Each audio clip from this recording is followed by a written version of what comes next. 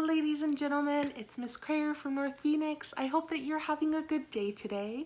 For our lesson today, we are going to be talking about Paul Klee's cats. If any of you know who he is, comment down below if you have any fun facts about him. But Paul Klee was an artist from Switzerland, and he liked to paint cats and birds and other things too. But he was an abstract artist, meaning much of his art was inspired by bold shapes, lines, and colors. So not black and white. He liked reds and blues and yellows and really bold stuff. So I'm going to show you some pictures of his art, and I want to know what you think about it. Are there any similarities that you notice? So this is one of his paintings. And this is another one of his paintings. So see, it's really bold. There's a bunch of shapes and it's super duper colorful.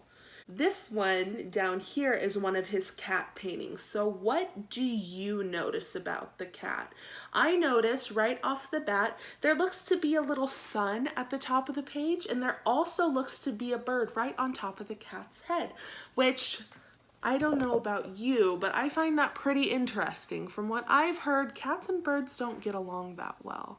I think it's super interesting that he decided to combine a cat and a bird together. I can't really think of why he decided to do that, but if any of you have any ideas, I would love to know, so you can comment them down below. So as well as him being a really good artist, he was also a super accomplished violin player, and many people have described his paintings as musical because of his use of strong lines and bold geometric shapes. I don't know about you, but I think that seems fitting. So today I am going to show you how to draw this image for yourself, and you can add color using crayons or markers or paint. What you are first going to need is a blank piece of paper. Let me grab mine. This is what mine ended up looking like. But for your drawing, you are going to need just a blank piece of copy paper. You can use a bigger piece of paper if you would like, and something hard to write on. I'm sitting on the floor, so I'm going to use the back of one of my coloring books. So the first step is to is to flip your paper landscape style or hamburger style, whichever you would like to call it. When I have been drawing this, I find it easiest to take your piece of paper, fold it in half so your edges meet, create a good crease, and then reopen it.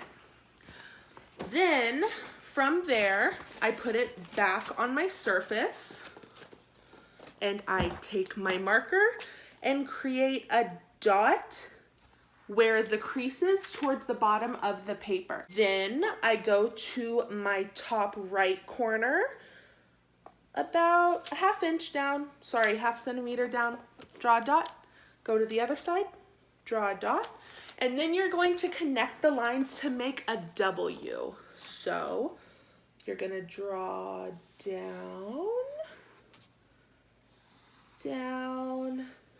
and it should end up looking something like this. It's okay if it's not perfect. That's what makes yours unique. Then, after we do that, I like to draw another dot in the middle at the top, and you're going to take your lines right here and connect them in the middle. Same with the other side. Little something like that. Looks good enough.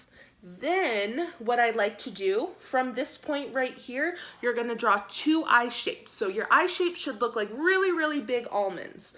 So you're gonna take and just draw an eye, draw an eye, draw an eye, draw an eye, and obviously you can go over the lines to make them bolder. You can make the eyes bigger, you can make the eyes smaller, whichever you would like. Then we have to draw a nose. This cat has a pretty big nose, so you're going to take a line and draw almost a sideways eye, going from this point right here where the eyes meet down to where its chin would meet. And you're just going to draw another almond shape. like that, and like that. So your cat should end up looking something like this. After this, you want to add the more fine details. So for the eyes, you're gonna, again, take it, draw 2 small almonds in the eye. So we have 1, 2. That's how the eyes should look. Then we're going to take the nose, and at the very, very bottom, I drew 2, almost like an upside down W. Take it in where your fold is, draw 1 here, draw 1 here, and it kind of ends up looking like a heart. Then we're going to draw the chin, or its little lip, and then you're going to draw its neck. So you can make the neck and its little chin as big or as small as you would like. Then, since we are drawing a cat, you're gonna have to draw some whiskers. So I drew 3 really, really long ones. 1, 2, 3, and then 1, 2, 3. All right, so our cat is about done. You want to leave this little space at the top of the page, maybe a little more depending on how big you would like your bird. And you're going to take and draw a V. Now, on this side of your paper, you're gonna draw little feet, and then you're going to take, there's a whole bunch of eye drawing. So you're gonna draw another eye, and then you're gonna draw a little triangle, kind of like if you were drawing a fish. And then you're going to draw 1 more eye and give it a little dot. Above, you can either do a sun or a moon, or you could do whatever you like.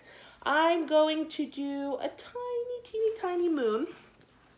And after this, you have your drawing complete. Like I said, you can go back over it so your lines are bolder. You can make the cat face a little smaller. You can make the bird a little bigger, whatever you would like. But the fun thing about this, let me grab mine, is there's really no particular way that you have to color it. See, I added pink and purple and blues and greens, and of all the cats that I've met in my life, I've never met a pink cat or a purple cat. I don't know, that's just me. But you get to make it your own. You get to make it abstract and bold and fun. So once you have finished your picture of the cat bird, please email it to us at North Phoenix. We would love to see it. We want to share it with our friends at the school. We want to share it with our other teachers, and we want to share it on Facebook so everybody can see your art. If you like doing this project, you can also copy some of Paul Klee's other paintings that have the triangles and the squares and all the really, really cool stuff. I can't wait to see what you are going to do with this lesson. Thank you for spending time with me today. I really, really look forward to seeing you again. Bye.